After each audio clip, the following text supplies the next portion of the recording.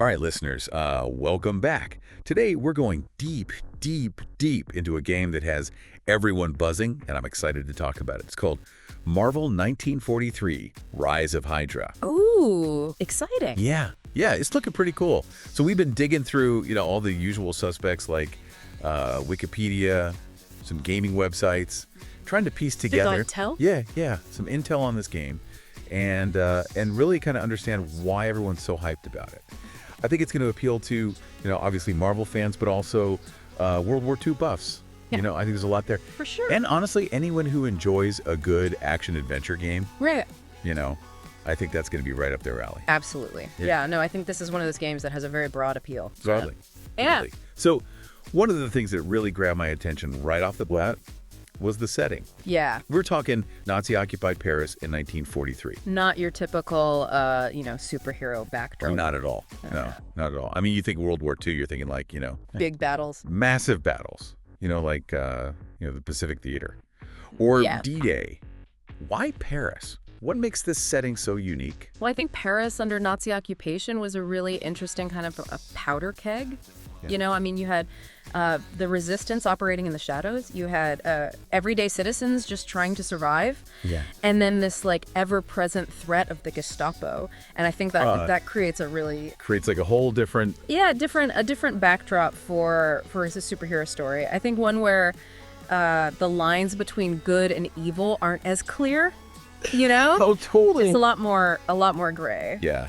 It's going to be interesting to see how they explore that. Yeah, I'm really curious about that. So into this already intense setting, you drop Captain America and Black Panther. Yeah, talk about a pair that you don't see every day, right? Not a typical team up, is it? Not at all, no. And it's not completely out of left field because there's this comic back in 2010 called Captain America Black Panther Flags of Our Fathers, and that actually explored a team up between these two during World War II. Interesting. And in that comic, they actually had to sort of overcome their differences. Yeah. In terms of leadership styles, cultural perspectives, Yeah. to sort of fight a common enemy. That's cool. And I think that dynamic is really interesting, and I think there's a lot of potential there in the game to explore that as well. Sort of like what are their, how do they work together? And what are the frictions there? So you've got, you're talking about Captain America, a super soldier representing, America and American ideals. Right. Teaming up with essentially a king, right?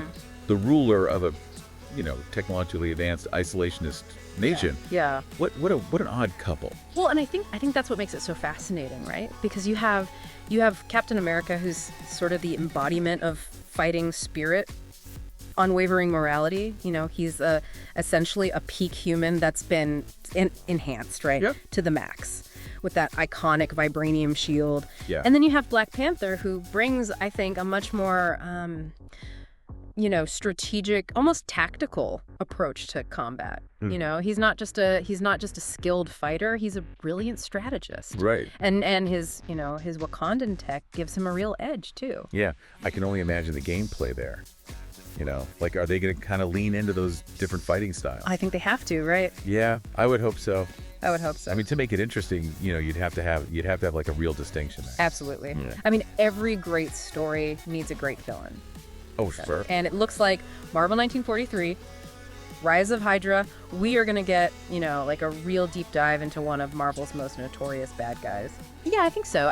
The title itself, Rise of HYDRA, that kind of suggests that we're going to see this organization in its early days. Right. Sort of, pulling strings from the shadows and amassing power. I think it's a chance for us to really understand how this, this Nazi-affiliated group, so obsessed with global domination, how they came to be, Yeah. how they became the menacing force that we see in the modern Marvel universe. And speaking of, heroes, it's not just, Captain America and Black Panther. Right. You've got a whole roster of characters here. For one, you've got Gabriel Jones. Right. Now, he's a member of the Howling Commandos. Oh, yeah. Which was that elite unit that fought alongside Cap during the war. These were tough as nails soldiers, known for taking on, like, the most dangerous missions. Yeah. So. Sounds like for the player who wants to just, like, jump into the action. Yeah. Straight into the action. That's your guy. Yeah, I think so. And then you've also got Nanali.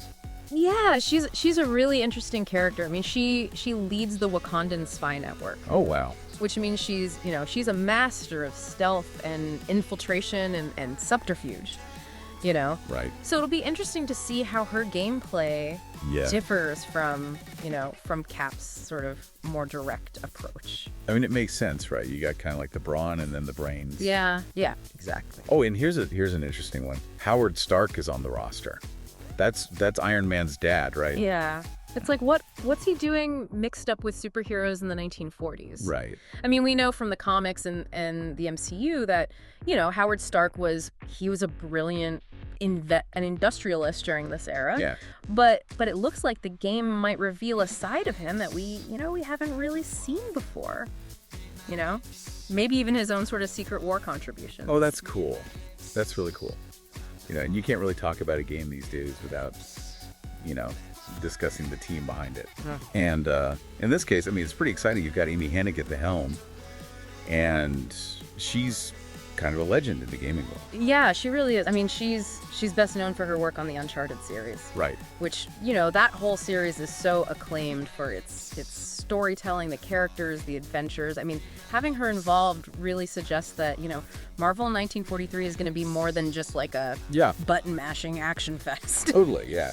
This is going to be a story-driven experience. It sounds like it, yeah. Yeah, I think so. And then you've got Mark Bernardin joining her, who, I mean, this guy's got, quite the resume. Yeah, he's no stranger to comics or TV. I mean, he's written for both. Yeah. Think titles like Star Trek, Picard, or Daredevil, and then I think his experience with these properties that are known for, complex narratives, character development. I mean, it makes him a perfect fit for this game, especially one that's likely to really explore, these themes of wartime morality and political intrigue and just the burden of leadership. Oh yeah, for sure. I think that's gonna be a big part of it. And of course, what's a game without a good soundtrack? Totally. Stephen Barton. I mean, he's worked on scores for big films like Apex Legends and Star Wars Jedi, Fallen Order. He's composing the music.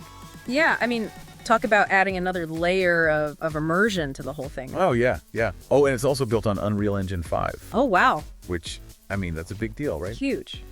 That engine, I mean, you're talking about some of the best visual fidelity you can get. Right. Detailed environments, realistic character animations. We're talking next level graphics here. Yeah, I can only imagine. It's gonna be really impressive to see. Okay, so we've covered a lot. We've got this unique setting, World War II. Yeah. Surprising hero pairing. Yeah. Deep dive into HYDRA. Yeah. And diverse cast of playable characters. Absolutely. So, an amazing development team. Yeah. But the question that I keep coming back to is how does this game, which is set, decades in the past, right, how does this tie into the broader MCU? Yeah, that's the big question, isn't it? It is. I mean, could this introduce elements or characters that'll have like repercussions in the present day MCU? Ooh, that's an interesting thought. I mean, could it change the backstory that we think we know about familiar heroes? Or maybe, just maybe, it'll offer some hints about the future of the MCU that are cleverly disguised within this historical setting. I mean, who knows? Maybe we get some Easter eggs in there. For sure. Or some references that, only hardcore fans will pick up on. Absolutely. Yeah, they love to do that, right? Yeah. Oh yeah, they do.